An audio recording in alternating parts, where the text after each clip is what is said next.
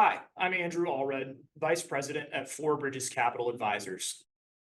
Today, we'll be talking about the Confidential Information Memorandum, or for short, the CIM. We've already talked about in prior videos the buyer's list, teaser, and non-disclosure agreement. After a buyer has signed a non-disclosure agreement, they'll receive a copy of the CIM. So today, we'll briefly discuss three things: what it is and what it's not, the data that's included in a CIM, and finally, and perhaps most importantly, the story that a CIM attempts to tell. So first, what it is and what it's not.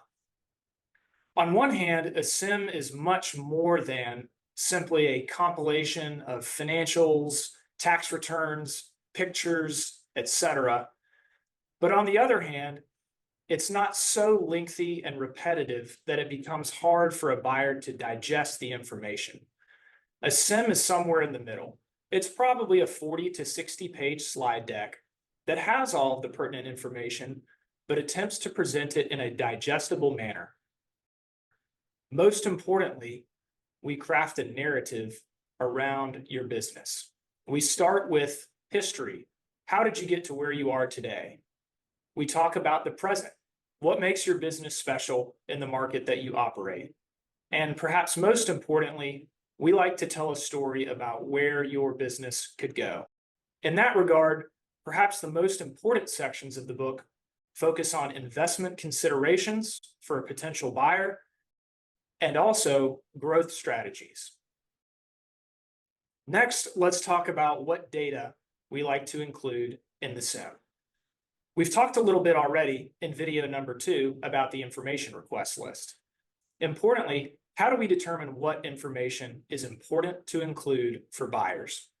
This is largely influenced by prior experience working on other deals, where we're familiar with the types of information that a sophisticated buyer will need to understand to submit an informed offer for your business. We also leverage partner networks and internal databases to make sure that we're presenting the right information. Last, the story, and most importantly.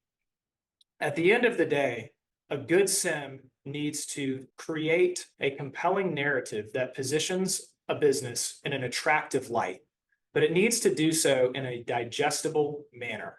So to do that, we like to think about it from the perspective of the buyer.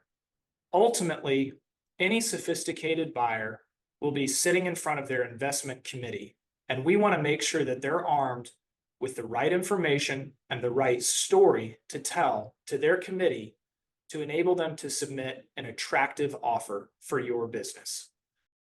So to summarize, a CIM should be a compelling and coherent narrative that summarizes the business as it stands today, but also the opportunities for growth for a future buyer.